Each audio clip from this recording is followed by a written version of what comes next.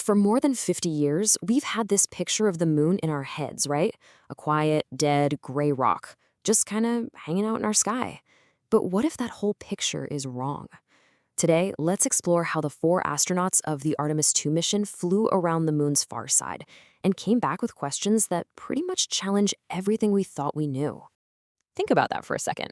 That's a direct quote from the mission's pilot, Victor Glover, as he was looking out his window at a landscape no human had ever laid eyes on before. It's a chilling statement, isn't it? It hints at something so profoundly alien that it just fundamentally rattled the crew to their core. So, for decades, the story we told ourselves was simple, easy. But as that Orion spacecraft rounded the hidden hemisphere of the moon, the crew of Artemis II became the very first people to witness what was waiting on the other side. And in doing so, they completely shattered that comfortable old illusion. Their journey was just a masterclass in controlled risk. I mean, they launched on the most powerful rocket ever built. They followed what's called a free return trajectory. Now, this path was cleverly designed so that even if their engines totally failed, the moon's gravity would naturally just sling them right back to Earth. But this safety net came at a price. As they passed behind the moon, they plunged into a total communications blackout. For 40 minutes, they were utterly and completely alone.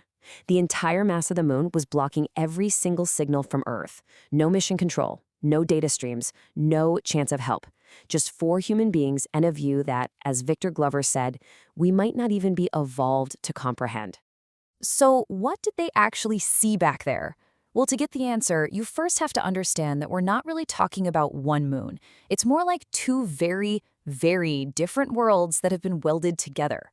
The difference between the 2 sides is it's just night and day. The near side, our familiar man in the moon, is covered in these smooth, dark lava plains we call Maria. It's the face we've always known and loved. But the far side, it has almost none of that. It is a brutal, chaotic landscape of craters piled on top of craters, just this relentless 4-billion-year-old record of cosmic bombardment. And one of the biggest mysteries is literally in the ground itself. The crest on the far side is about 50 kilometers thicker than on the near side.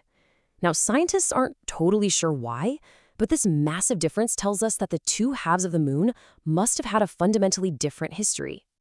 But here's where it gets really weird. The real shock isn't just what's on the surface.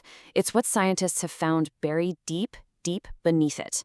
The far side is hiding secrets that, honestly, defy our explanations. So, one of these secrets is something called a mass anomaly.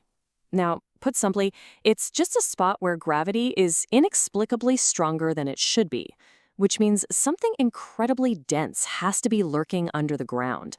And under the South Pole-Aitken Basin, which happens to be the largest crater in our entire solar system, scientists detected a mass anomaly weighing at least, get this, 2.18 quintillion kilograms.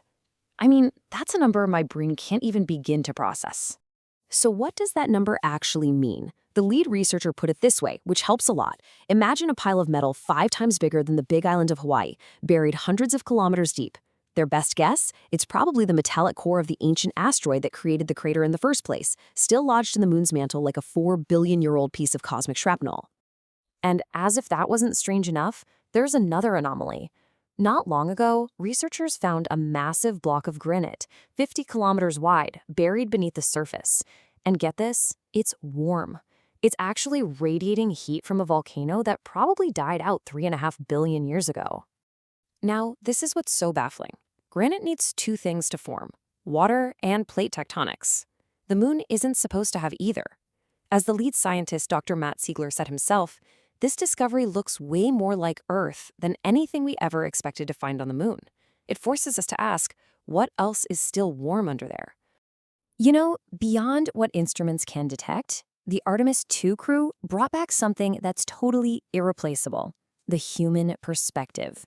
Their eyes saw details, colors, and phenomena that cameras and sensors just tend to miss. Their descriptions were just so poetic, but also scientifically precise. Christina Koch saw fresh craters glowing like pinprick holes in a lampshade. Victor Glover described the Terminator, that line between light and shadow, as being full of magic, with shadows so deep they looked like black holes you could fall into. The crew saw these subtle shades of brown, green, and blue that our orbiters often filter out. And during a spectacular 54-minute-long solar eclipse, they might have even seen meteorites impacting the dark surface, flashing in the night. But maybe the most profound moment came when they watched Earthset, our own planet slowly disappearing behind the lunar horizon. Christina Koch said that seeing our world from that far away, it reminds you of how much we all share and how everything we could ever possibly need is right there on that one single fragile home. So ultimately, the Artemis II mission didn't really provide neat and tidy answers. Oh no. Instead, it came back with a whole new set of deeper, way more complex questions about our closest neighbor in space. This one mission just fundamentally shifted our entire perspective. We assumed the moon was geologically dead. Now we have to ask, what is still warm down there? We thought its composition was simple. Now we've got to explain Earth-like granite. We thought we understood why the two sides were different. Now there's this buried mass anomaly that defies our models. And the final mystery? We believed the moon had no magnetic field, but its crust is full of these magnetic ghosts, leftover magnetism from an ancient core that died billions of years ago. It's a puzzle we're just now starting to piece together. And you better believe these questions are fueling a brand new scientific race to the far side. China has already landed there twice, and its Chang'e 6 mission just brought back the very first samples from the hidden hemisphere in 2024. This place is also the quietest spot in the inner solar system, which makes it the absolute perfect location for future radio telescopes to listen for faint signals from the dawn of the universe.